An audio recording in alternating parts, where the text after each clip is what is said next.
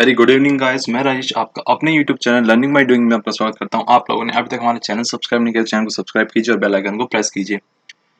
तो चलिए अपना हिंदू एडोरिकम डिस्कशन स्टार्ट करते हैं आज का।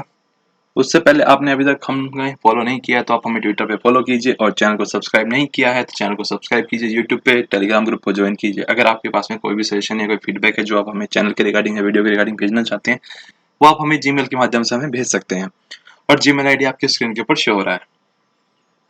तो बात कर लीजिए आज की मोटिवेशनल कोट की। अगर सफलता पानी है दोस्त, तो कभी वक्त और हालात पे मत रोना। मंजिल दूर ही सही, पर घबराना मत दोस्तों, क्योंकि नदी कभी नहीं पूछती कि समुंदर अभी कितना दूर है। आपको जो हासिल करना है आप उसमें लगे रहिए। डेफिनेटली आप एक दिन वो चीज जरूर हासिल कर पाएंगे अगर आप सही मार्ग से चलेंगे तो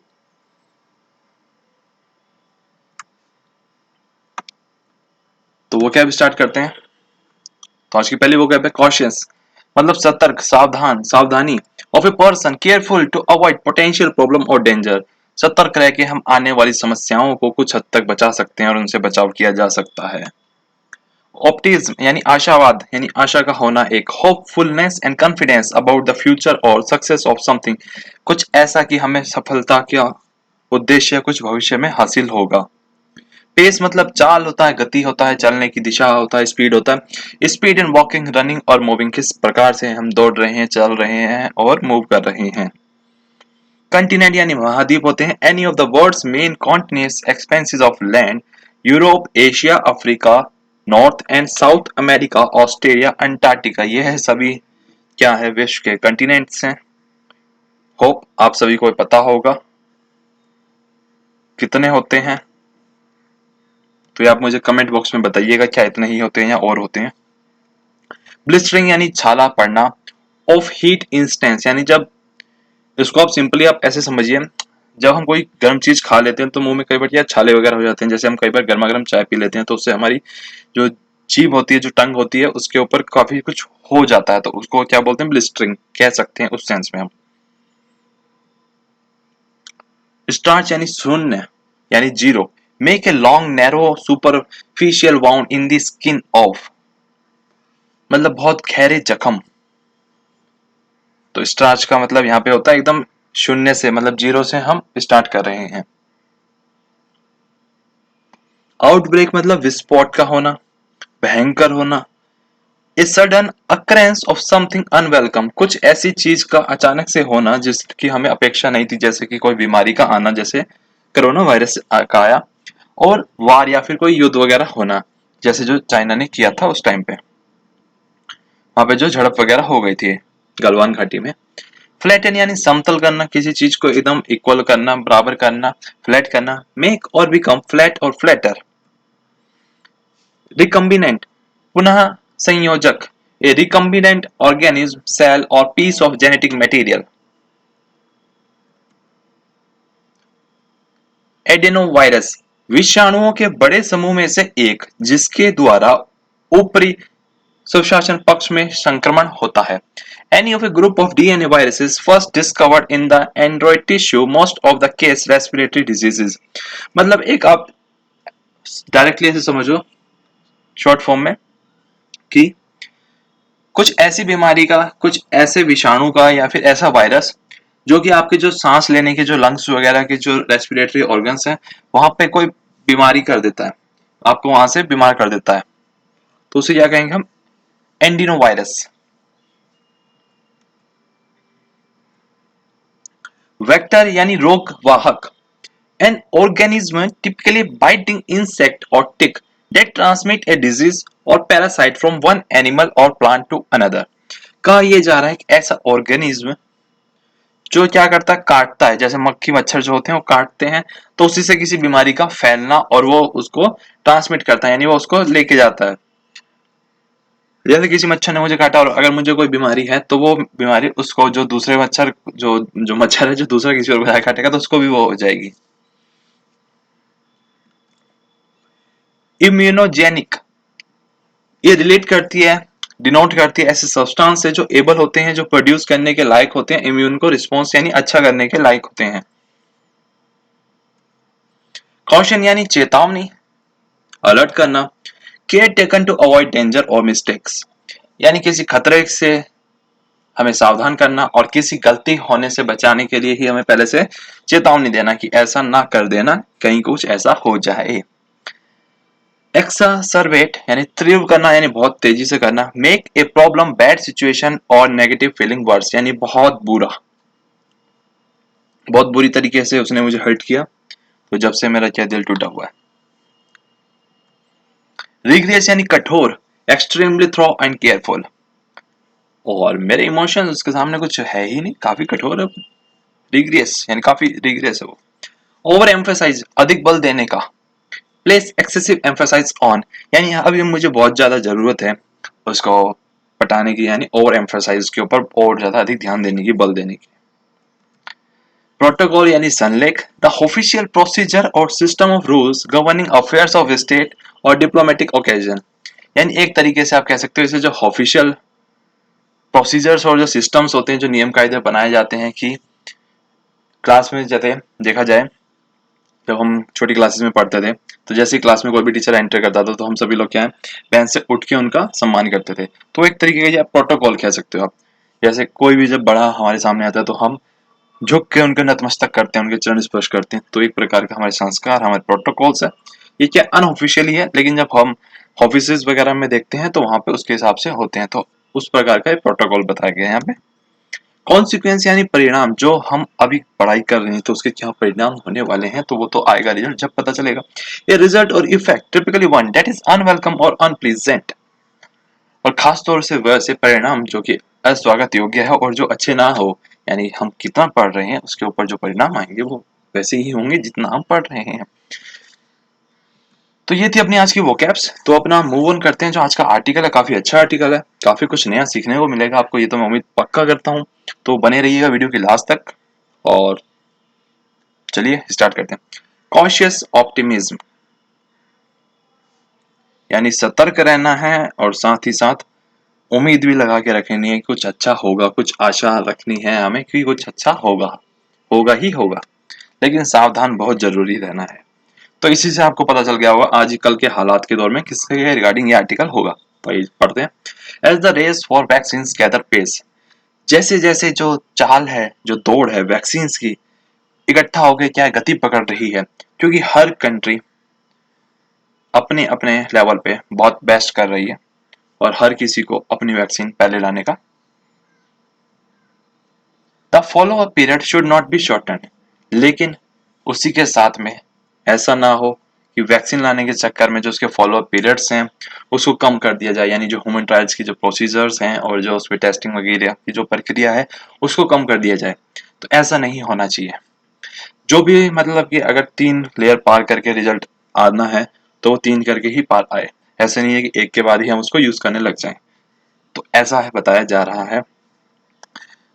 with the novel corona virus continuing to spread across continents, ये जो महामारी है कोरोना वायरस की, ये लगातार बढ़ती ही जा रही है हर जगह, हर महाद्वीप में। ऐसा नहीं है केवल इंडिया में ही आई है या केवल यूएस में आई है, ये हर कंटिनेंट्स में फैल चुकी है।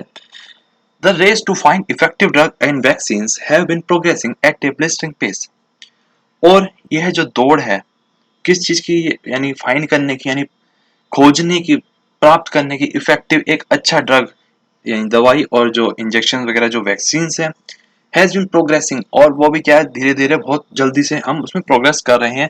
एट ब्लिस्टरिंग पेस यानी काफी ज्यादा तेज गति के साथ। Never before have candidate vaccines been developed from such, इससे पहले ऐसी कैंडिडेट यानी जो उसके जो उम्मीदवार हैं, यानी जो विक्टिम्स हैं, जो vaccines been developed from starch, tested on animals and completed early stages of human clinical trials over under 6 months। आज से पहले ऐसा कभी नहीं देखा गया कि जो ह्यूमन ट्रायल्स हैं, सबसे पहले जैसे इसको 0 से स्टार्ट किया, उसके बाद में इसकी टेस्टिंग करी जानवरों के ऊपर, उसके बाद में कुछ जो लोग बीमार थे उनके ऊपर जैसे स्टेजेस के ऊपर इनको टेस्ट किया जाता है। तो आज से पहले ऐसा नहीं देखा गया कि 6 महीने के अंदर ये सारी प्रक्रिया पूरी कर ली जाए, लेकिन अब ऐसा लग रहा है कि वो कर ली गई है काफी जगह। इफ नॉर्मली, अगर हम नॉर्मली बात करें तो candidate vaccine take at least a few years to reach the stage of clinical evolution. जो वैक्सीन फाइनली हमारे पास तक पहुंचती है कम से कम उसको कुछ साल लग जाते हैं पहुंचने में क्लिनिकल एवोल्यूशंस के लिए। Some experts are cautiously optimistic that by the end of the year or early 2021, और बहुत सारे जो एक्सपर्ट्स हैं यानी जिन एक्सपीरियंस से भरे हुए जो लोग हैं जो उस फील्ड के जानकार हैं वो चेतावनी भी दे रहे हैं, साथ ही साथ उसके साथ में आशा भी रख रहे हैं कि इस साल के अंत या अगले साल के शुरुआत तक वो वैक्सीन आ जाएगी। द वर्ल्ड जो संसार है माइट नो जानता है इफ वन और more vaccine are safe and effective, अगर एक या एक से ज्यादा जो वैक्सीन है वो सही यानी सेफ है, सुरक्षित है लोगों को यूज करने के लिए और इफेक्टिव है यानी उससे जो कारगर परिणाम हो अगर हमारे सामने आते हैं, and vaccine might even become available, जब वैक्सीन हमारे सामने अवेलेबल यानी पर्याप्त हो जाएगी। क्योंकि जब हम किसी भी अगर नॉर्मली बात करें तो अगर हम जैसे कोई मेडिसिन लेते हैं तो उसका इफेक्ट थोड़ा टाइम बाद होता है, लेकिन जब हम इंजेक्शन और वैक्सीन का यूज करते हैं तो उसका इफेक्ट थोड़ा जल्दी हो जाता है। Even in the case of Ebola vaccine tested during the 2014 outbreak in Guinea, और यह देखा भी गया है जो ईबोला का जो वैक्सीन है जो टेस्टिंग इसकी आई टेस्ट स्टार्ट किया गया 2014 के आउटब्रेक यानी उस प्रकार जब ये भयंकर रूप से फैला दुनिया में, और research and animal studies has been conducted prior to the outbreak, लेकिन जो उसकी रिसर्च और जो एनिमल के ऊपर जो स्टडी की जानी थी वो कंडक्ट की जा चुकी थी उसके पूरी तरीके से फैलने से पहले ही, ये एक अच्छी बात थी। इन द H1N1 वैक्सीन, और जो H1N1 वैक्सीन है well developed influenza based technology enable quick development, और जो इन्फ्लुएंजा बेस्ड की जो टेक्नोलॉजी है उसके द्वारा हमने उसकी भी वैक्सीन जल्दी तैयार कर ली, but not before the pandemic peak, लेकिन उससे पहले नहीं जब तक ये वो जो महामारी फैली थी H1N1 वाली वो पीक पे पहुंच गई थी, पहुंचने के बाद हम उसको तैयार कर पाए। But in the case of the novel corona virus, लेकिन जो केस महामारी है जो इसकी किसकी कोरोना वायरस की है, आज हर कोई इससे अवेयर है, बच्चे से बच्चा, छोटे से छोटा, बड़े से बड़ा। 24 candidates vaccine are already in clinical evolution, कि 24 जो वैक्सीन हैं वो पहले से ही क्लिनिकल एवोल्यूशन में आ गई है, and another 142 are in the pre clinical evolution stage, और जो बाकी 142 जो है वो यानी क्लिनिकल एवोल्यूशन स्टेज से पहले की वाली स्टेज में है। With most countries managing to only flatten the curve, बहुत सारी जो कंट्रीज हैं, जो बहुत सारे देश हैं, हर कोई चाहता है कि ये जो बढ़त है यानी जो कोरोना वायरस का जो ग्राफ की जो फिगर है वो बढ़ती जा रही है उसको कैसे हम एक तरीके से जहां पे हैं वहीं पे उसको फ्लैट कर दिया जाए, यानी उसके वहीं रोक लगा दी जाए। The possibility of new surges can't be dismiss, और जो संभावना है कि जो नई लहर उसको डिसमिस नहीं किया जा सकता, केसेस नहीं बढ़ेंगे, तो उसके लिए हमें वैक्सीन की बहुत ज्यादा जरूरत है हर किसी को। There is overwhelming evidence that protection and herd immunity can be achieved only through vaccination, और इसका बहुत अच्छे हमें सबूत देखने को मिल रहे हैं पर्याप्त मात्रा में कि जो प्रोटेक्शन यानी हमारी जो सुरक्षा है वो किससे हो सकती है, हर्ड इम्यूनिटी से अचीव की जा सकती है, और जो प्रोटेक्शन हम अपना रहे हैं उसके द्वारा केवल तभी जब हमारे पास वैक्सीनेशन हो। One candidate vaccine develop by China, और जो एक वैक्सीन है जो डेवलप की चाइना ने यूजिंग ए रिकम्बिनेंट कॉमन कोल्ड वायरस, जो यूज करके कि एक कॉमन कोल्ड का जो वायरस यानी एडिनो वायरस जो मैंने बताया था, जो रेस्पिरेटरी यानी आपके जो लंग्स वगैरह में सांस लेने की जो तकलीफ का जो वायरस है जिससे हमें सांस लेने तकलीफ वाली होती है, तो उसको यूज करके जो इन्होंने की फिर से उसका जो मतलब कुछ मिक्सिंग वगैरह करके किया हुआ इन्होंने as a vector to ferry the genetic material of the corona virus, और जिससे क्या है वो एक प्रकार के जो बीमारी जो फैल रही है यानी जो कैरी हो रही है, यानी जो मैंने मच्छर वाला आपको बताया था वेक्टर वाला, फेरी यानी जो सामान जो ढोते हैं इधर से उधर। The genetic material of the corona virus on June 25 approve for use exclusively by the military for 1 year. मोटा मोटी आप ये समझ सकते हो इसमें जो चाइना ने जो वैक्सीन डेवलप करी है उसको 1 साल के लिए वहां की जो मिलिट्री है उसके यूज के लिए रखा गया है रिजर्व करके। The approval was based on limited safety, और जो उसकी अप्रूवल आई है यानी जो उसको अप्रूव किया गया है वो बेस है किसके ऊपर, कुछ लिमिटेड सेफ्टी की चीजें हैं उसमें, और एफिकेसी, और यानी जो उसके एफिकेसी यानी उसकी जो कितनी जेन्युइननेस है वो उसके results from phase 1 and phase 2 trial से जो पता चले। The phase 3 trial for vaccine efficacy and safety is yet to be begin, और जो फेज 3 ट्रायल है उसका जो यूज करना अभी बाकी है तो वो भी हाल ही के दिनों में स्टार्ट होने वाला है।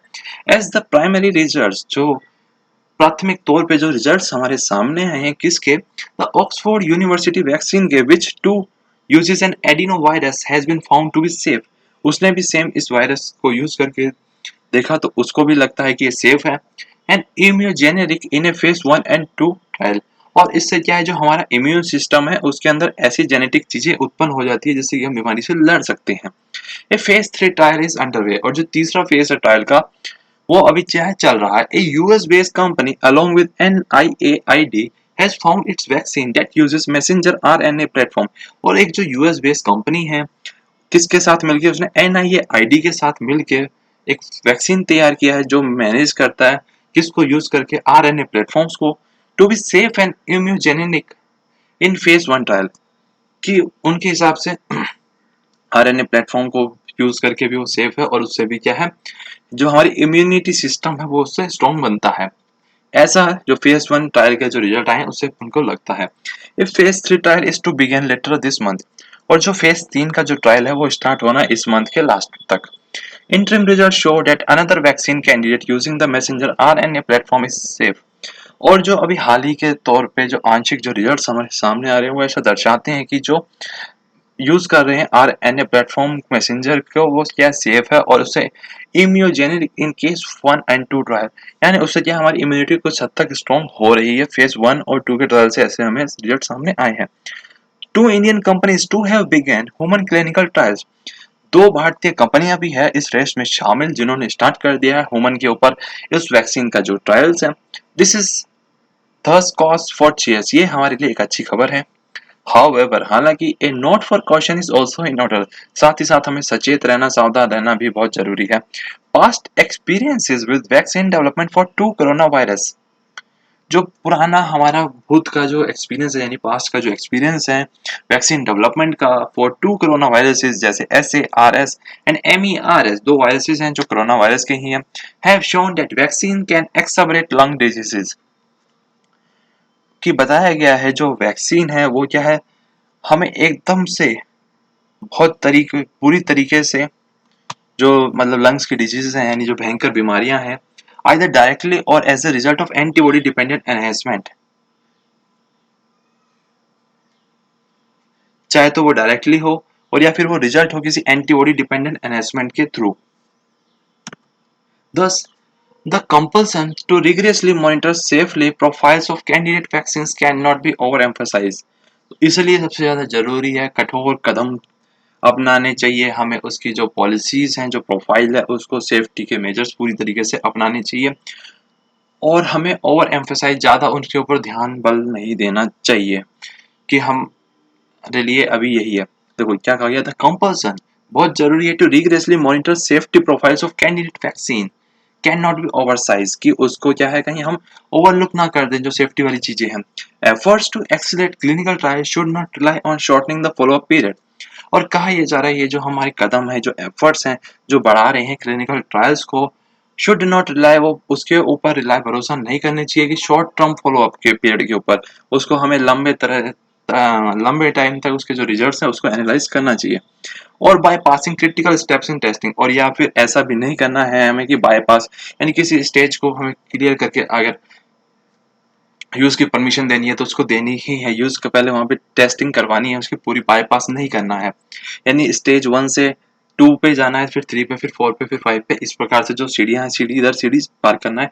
ऐसे नहीं 1 से 3, 3 से 5, 5 से 10, इस प्रकार के नहीं करना, but put in place protocols that allow the trials to seamlessly graduate from one phase to another। और वही कहा जा रहा है कि जो प्रोटोकॉल्स हैं यानी जो उसके नियम कायदे जो स्टैंडर्ड्स बना के रखे हैं उनको पूरी तरीके से अलाउ करना है, यानी पूरी तरीके से उसको वहां पे फॉलो करना है, जिससे कि क्या होगा एक फेज से दूसरे फेज तक वो ऑटोमेटिकली वो पास होती हुई जाए। अगर कहीं पे कोई दिक्कत है तो उसी समय रहते वहीं पे हम उसे दूर कर लें। This is an acid test, और एक प्रकार का एसिड टेस्ट है for vaccine science and development के लिए, एंड द आउटकम्स और जो रिजल्ट्स आएंगे will have far reaching consequence in either way. और जो उसके रिजल्ट्स आने वाले हैं वो हमारी उम्मीद से काफी ज्यादा परे आने वाले हैं। तो ये था आज का आर्टिकल। उम्मीद करता हूँ आप सभी लोगों को काफी कुछ नया सीखने को मिला होगा। अगर आप लोगों ने एंजॉय किया हो तो वीडियो को लाइक करना, ज्यादा से ज्यादा शेयर करना, और आप लोगों ने अभी तक हमें फॉलो नहीं किया तो आप हमें ट्विटर पे फॉलो कीजिए, चैनल को सब्सक्राइब कीजिए, टेलीग्राम ग्रुप ज्वाइन कीजिए। अगर आपके पास में कोई भी सजेशन है, कोई फीडबैक है जो आप चैनल के रिगार्डिंग, वीडियो के रिगार्डिंग, किसी कंटेंट के रिगार्डिंग या ओवरऑल आप कुछ भी हमारे साथ शेयर करना चाहते हैं तो वो आप हमें जीमेल के ऊपर भेज सकते हैं। आप सभी के सुझावों का हमें इंतजार रहेगा और खुशी होती है जब हमें आप लोगों के कुछ भी फीडबैक्स वगैरह मिलते हैं। तो आज के लिए इतना ही। कल फिर मिलेंगे इसी टाइम पे। जब तक के लिए goodbye, take care, god bless you.